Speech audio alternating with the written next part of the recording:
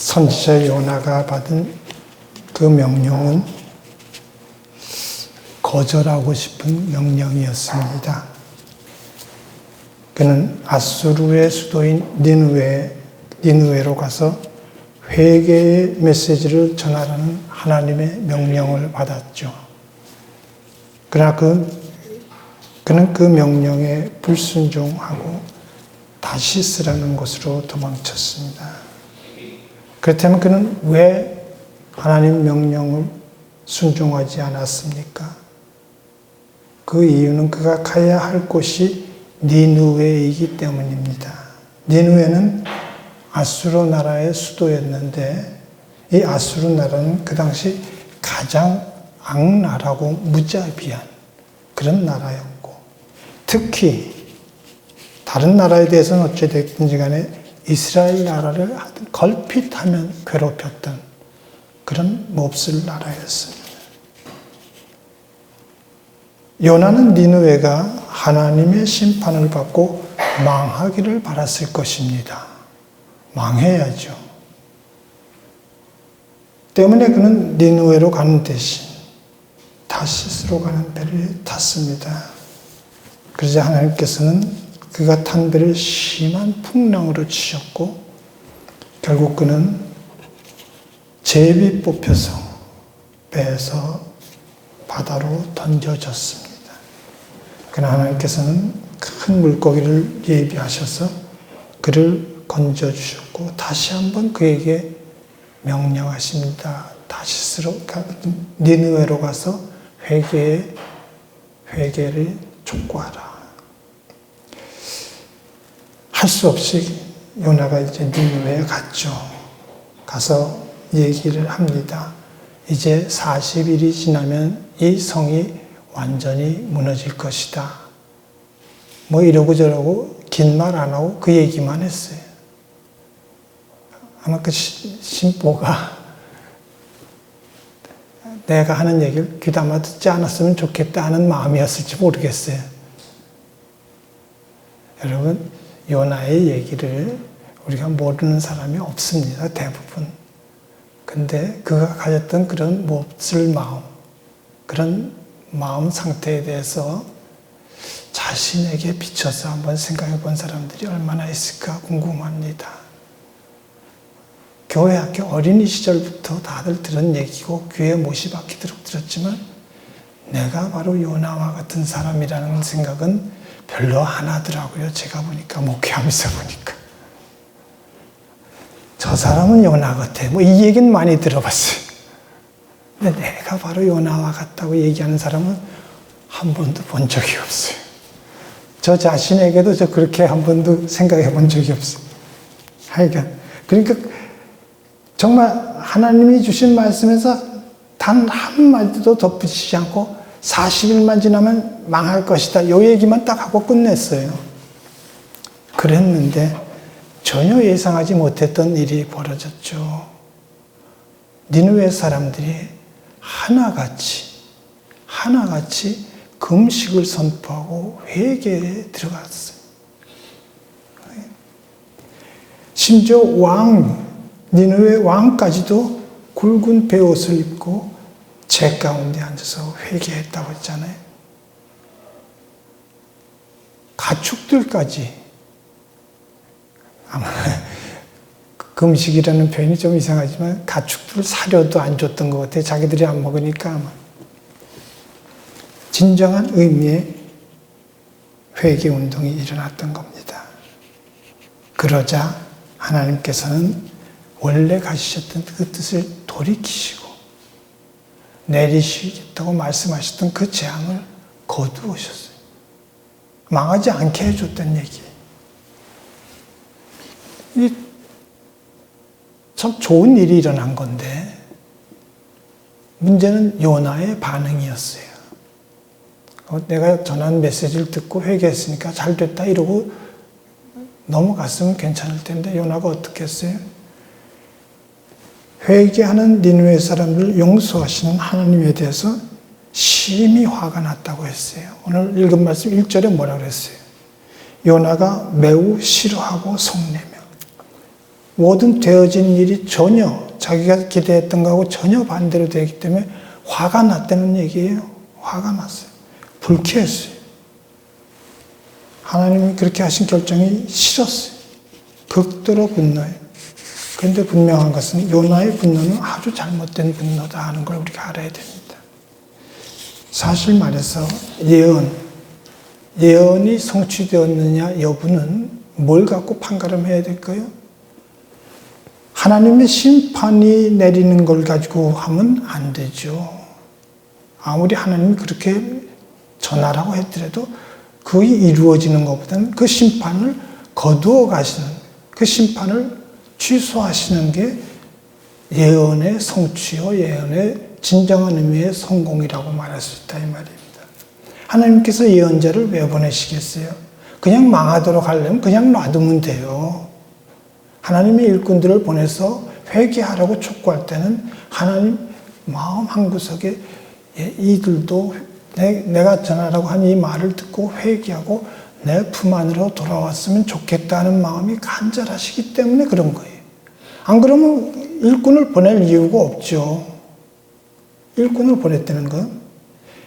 그러니까 지금 니느웨 사람들이 회개한 것, 이것은 하나님의 심판이 그로 인해서 거두어진 것은 그 예언의 성취, 완전한 성공이라고 표현해도 좋을 것이에요. 그런데 요나는 그렇게 생각하지 못하고 분통을 터뜨리잖아요.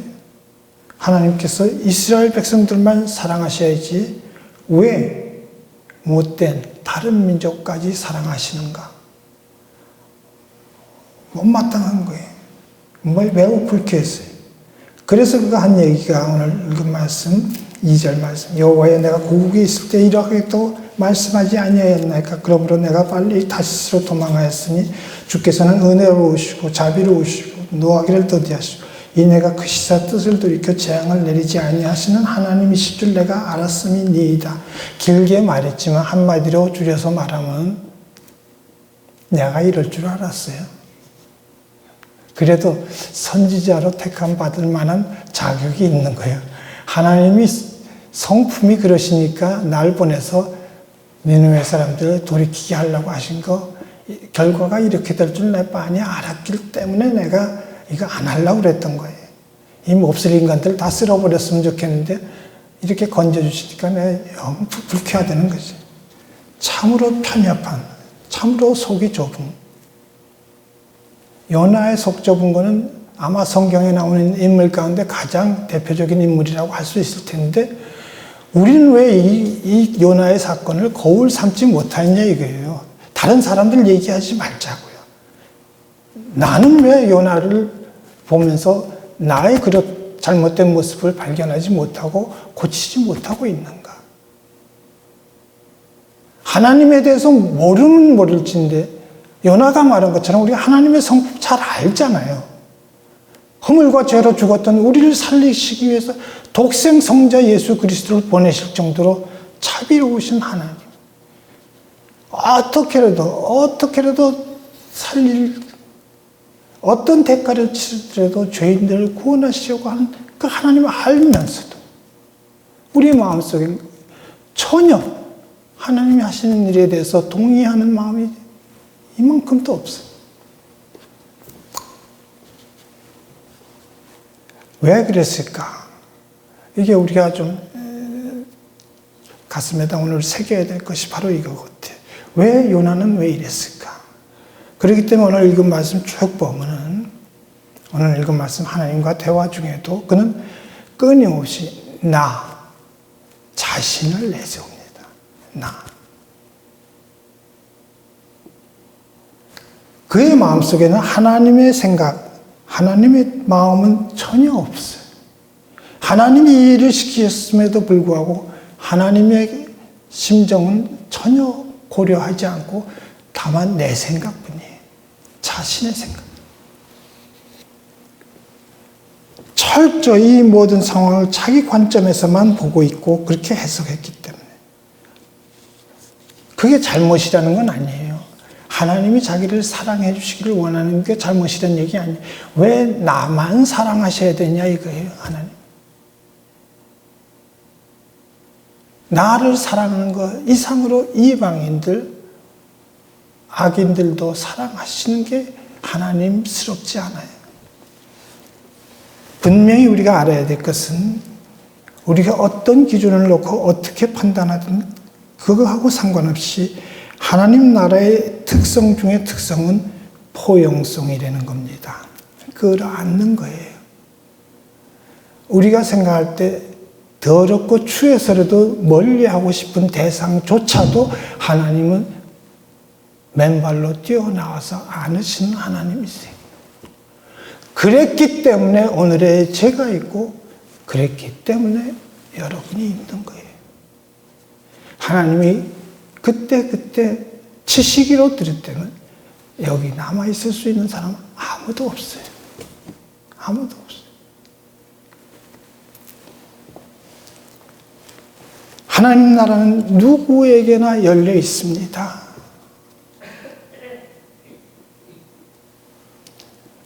심지어 하나님 나라는 동성애자들에게도 열려 있다고 하는 게 요즘 추세인데 이거 못 견뎌서 난리치는 게 한국 기독교계 전반적인 모습입니다. 판단은 마지막에 하나님이 하시도록 조금 미뤄두면 안 되겠어요? 여러분이 내가 뭘 그렇게 잘한다고 내 수준에서 심판하겠다고 단죄하겠다고 길길이 날뛰느냐 이 말이에요. 분명히 얘기하지만 빨갱이가 됐건 꼴통이 됐건 누구건 우리가 심판하는 것은 그 심판 그 잣대가 그대로 우리 자신에게 돌아온다는 사실 여러분 순간적으로도 잊지 말아야 됩니다. 못마땅한 거 있을 수 있어요. 나하고 다른 거 영 거북한 거 있어. 하나님 앞에 맡기세요. 우리가 믿는 데는 건 그것까지도 하나님이 하시리라고 믿는 거예요. 내가 청소해야 하나님이 홀가분해지실 그런 정도의 하나님이시라면 저는 여러분들에게 그런 하나님을 믿으라고 권하고 싶지 않아요. 요나를 들어서 일하시는 하나님은 요나의 이런 잘못된 생각을 고쳐주시기를 원하고 오늘 저와 여러분의 생각도 근본적으로 고쳐주시기를 원하시는 하나님이세요. 하나님, 모든 사람이 구원받고 진리를 아는 데 이르기를 원하시는 하나님이세요. 성경은 처음부터 끝까지 그 얘기를 기록하고 있는 거예요. 이스라엘 백성들도 크게 착각하고 있었죠. 자기네들은 아브라함의 자손이면 뭐나 된 줄로 아는데 아브라함을 부르실 때부터도 하나님 분명히 말씀하셨어요. 세상 만민이 너로 말미암아 복을 받게 하시고자 한다고. 우리를 교회로 부르신 이유도 다른 거 아니에요. 우리 구원받고 은혜 누리고 복된 삶 사는 걸로 만족하시려는 게 아니라 우리를 통해서 죽어가는 생명들을 살려내기를 원하시기 때문에 저와 여러분을 부르신 거예요. 그리고 우리가 다음에 또 생각해야 될 건 우리를 부르셨다는 건 그래도 많이 달라도 그래도 한 구석만큼은 하나님의 뜻을 조금은 이해하리라고 우리를 믿기 때문에 우리를 부르시고 우리를 보내신 거예요. 그렇다면 그 뜻에 우리가 조금이라도 부응해야 되지 않겠어요? 여태까지는 어땠든지 상관없어요. 그거 갖고 시비하시는 하나님 아니세요. 지금부터 단 하나라도 아주 작은 자 하나라도 살려내기 위해서 애쓰기를 원하신다. 그렇기 때문에 하나님께서는 그 요나에 대해서 그대로 요나를 치시거나 뭐 이러시지 않습니다. 다시금 요나에게 사랑의 음성을 들려주십니다. 하나님, 그 잘못된 생각을 고쳐주시기 위해서 뭘 이용하셨어요? 박넝쿨하고 벌레를 이용하셨어요. 네? 요나가 어떻게 했다고 그랬어요? 니느웨 성 동쪽에 초막을 짓고 무슨 일이 일어나는가 보려고 했습니다. 여기서 이 표현은 딱 이거예요. 잘 되길 바란 게 아니고 하나님이 용서는 하셨지만 또 빈틈이 있을 테니까 이것들 어떻게라도 망하는 꼴을 좀 봤으면 좋겠다 하는 심정을 가지고 앉아 있었죠. 하나님께서 박넝쿨과 벌레를 사용하시는데 요나 머리 위에 그늘이 지게 하셨어요. 먼저는 그 박넝쿨의 혜택을 단단히 봅니다. 아주 시원하고 상쾌했어요. 지금까지 상황도 안 좋고 속에서 불도 나고 여러 가지로 안 좋았는데 시원하니까 상쾌해졌어요. 기분이 좋았어요. 그런데 그 다음날 아침 동틀 무렵에 하나님께서 벌레 한 마리를 가지고 그걸 갉아먹고 시들었어요. 해가 뜨자 뜨거운 햇빛이 그대로 내려쬐는데 정신이 하나도 없는 거죠.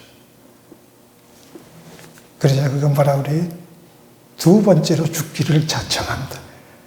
사는 것보다 죽는 것이 내게 나으니다. 가만히 생각해 봅시다. 박넝쿨이 자라는 데 있어서 요나가 한 일이 뭐 있나요? 아무것도 없었죠. 아무것도 없었어요. 하나님께서 주신 선물이에요. 근데 가만히 생각하면 그 선물을 받을 만한 자격도 없는 자잖아요. 하나님 말씀에 불순종했고, 그리고 하나님에 대해서 대들었던. 그럼에도 불구하고 그에게 박넝쿨을 제공해 주신 것은 전적으로 하나님의 은혜였어요. 그러면 그 은혜, 최소한도 그 받은 은혜, 지금 당장 받은, 좀 얄팍하지만 그것만이라도 감사할 줄 알아야 되는데, 그거 시들었다고 해서 분통을 터뜨리고 화를 내고 대드는 거. 참 한심하다. 그러니까 하나님께서 직설적으로 묻습니다. 너 이 박넝쿨이 시들었다고 해서 죽었다고 해서 화내는 게 옳으냐? 네가 하는 짓이 옳다고 생각하느냐? 근데 사람은 한번 어긋나기 시작하면 하나님께서 그렇게 물으시면 조금 생각해보고 좀 내가 해도 너무하다 이렇게 판단을 해야 되는데 아니, 그건 그렇죠. 아니에요. 내가 화내는 게 옳다 뿐이겠습니까? 난 화가 나서 죽을 정도입니다. 근데 하나님께서 말씀하신다. 내가 수고도 아니했고 재배도 아니했고 하룻밤에 났다 하룻밤에 말라버린 이 박넝쿨을 너 어찌됐건 아끼고 있잖아요. 이 시들은 거에 대해서 나한테 시비할 정도로 아꼈잖아요. 근데 하물며 이 큰 성읍 니느웨는 좌우를 분별하지 못한 아직은 가능성이 있는 사람이 12만여 명이 있다는 거예요. 가축도 많이 있는데 내가 어찌 아끼지 아니하겠느냐. 여기서 하나님의 근본, 하나님의 속성이 그대로 드러나는 거예요. 아끼시는 하나님이에요. 마지막 순간까지도 기회를 주시는 하나님이죠. 하나님 모든 존재를 사랑하시고 아끼시는 위대한 하나님의 사랑을 우리가 발견해요. 분명히 그의 입장에서는 원수죠. 니느웨 사람들. 망해서 마땅한 사람들이죠. 그러나 하나님 입장에서, 하나님 관점에서 보면 그들도 또한 회개하고 구원받아야 할 하나님의 백성들이다 이 말이에요. 우리가 이렇게 관점을 바꿔서 보기 시작하면 모든 게 다르게 보입니다. 그토록 회심했던, 그토록 못마땅했던 누군가도 하나님의 눈으로 보면, 하나님의 입장에서, 하나님의 관점에서 보면 정말로 사랑스럽기 짝이 없는 하나님의 자녀들이. 하나님께서는 우리만 예수 믿고 구원받고 하나님의 복 누리며 살아가라고 우리 부르신 거 아닙니다. 우리에게만, 조건 없이 우리에게만 하나님의 놀라운 은혜, 그 놀라운 십자가 사랑을 우리만 간직하고 있게 하신 하나님이고, 이웃에게, 아직까지 그걸 못 누리고 있는 이웃에게 전하게 하려고 우리를 부르신 거예요. 다시 한번 강조합니다. 때문에 우리가 복음을 전해야 될 대상은, 복음을 실천해야 될 대상은 우리 이웃을 넘어서 그래서 원수에게까지 확장되어야 하는 겁니다. 사실로 말하자면 우리가 더 공들여서 더 빨리 공격해야 될, 사랑으로 공격해야 될 대상은 원수라고 할 수 있어요. 네. 오늘도 많은 사람들이 자신들의 편협한 생각, 그 속 좁은 생각에 사로잡혀서 신앙생활은 하고 있습니다. 옛날 요나가 그랬던 것처럼 하나님의 뜻은 전혀 상관없이 자기 생각을 가지고 하나님의 뜻이냐 왜곡합니다. 어떻게 해요? 나와 다른 모습으로 신앙생활하는 사람들, 그것 또한 귀하다고 생각하지 못하고 싫어하고 미워하고 단죄합니다. 그리고 잘못되기를 손꼽아 기다립니다. 전 많이 봤어요. 지금도 많이 보여요. 그런 사람들. 우리 중엔 그런 사람이 없었으면 좋겠어요. 여러분이 스스로 그렇게 바꿔가지 않으면 언젠가 성령 하나님께서 강권적으로 역사하십니다. 제가 그런 체험의 장본입니다. 저도 생각하지 못했던, 제가 계획하지 않았던 그런 것을 펼쳐 보이시며 강권하시는 하나님이십니다. 하나님께서는 이 시간 우리에게도 사명을 주십니다. 다른 거 아니에요. 생명을 살려내려는 것입니다. 생명은 정말로 무엇과도 바꿀 수 없는 귀한 것이고 소중한 것입니다. 예수님도 생명을 살리기 위해서 이 땅에 오셨고 생명을 살리기 위해서 십자가에서 죽기까지 아버지의 뜻에 복종하셨습니다. 그러므로 예수 그리스도의 제자로 부르심을 받은 우리, 죽어가는 생명 살리는 일 정말 소홀히 해서는 아니 됩니다. 하나님의 뜻은 심판이 아니라 구원입니다. 하나님의 마음은 한 생명이라도 더 살려내는 것입니다. 사랑이 많으신, 긍휼이 많으신 하나님께서는 한 생명이라도 더 하나님께 돌아오기를 기다리고 계십니다. 죄인들의 멸망을 기뻐하지 않으시고 한 영혼이라도 더 구원받기를 간절히 기다리고 계신 하나님이십니다. 여러분, 교회는 누가 뭐래도 생명을 살리는 공동체입니다. 생명을 살리는, 어떤 이유로도 미워하지 마세요. 미워하지 마세요. 미운 걸 어떡하냐고 말하지 말고, 우리 주님이, 날 살리신 주님이 나에게 명령하신다고 생각하고 미워하지 마세요. 뻔때 있게 사랑해 주세요. 미운 사람 사랑해 주세요. 절대로 손해보지 않습니다. 제가 장담합니다. 여러분들에게 한 차원 높은 그런 수준으로 끌어올려 주실 것입니다. 네. 교회는 유람선 같은 곳이 되는 것은 아니 돼요. 어떤 이들은 교회가 즐겁기만 하면 된다고 생각하는데 유람선 같이 돼서는 안 되고, 교회는 생명을 살리는 구조선이 되어야 해요. 물에 빠진 사람들을 어떤 대가를 치더라도 건져내는 그 역할을 하는 것이 교회입니다. 지금도 짙은 어둠 속을 방황하면서 죽음을 향해 달려가고 있는 많은 사람들에게 생명줄을 던져서 구원하는 그 일에 정말로 최선을 다하는 참으로 복되고 충성스러운 주님의 참 제자들이 다 될 수 있기를 간절히 바랍니다.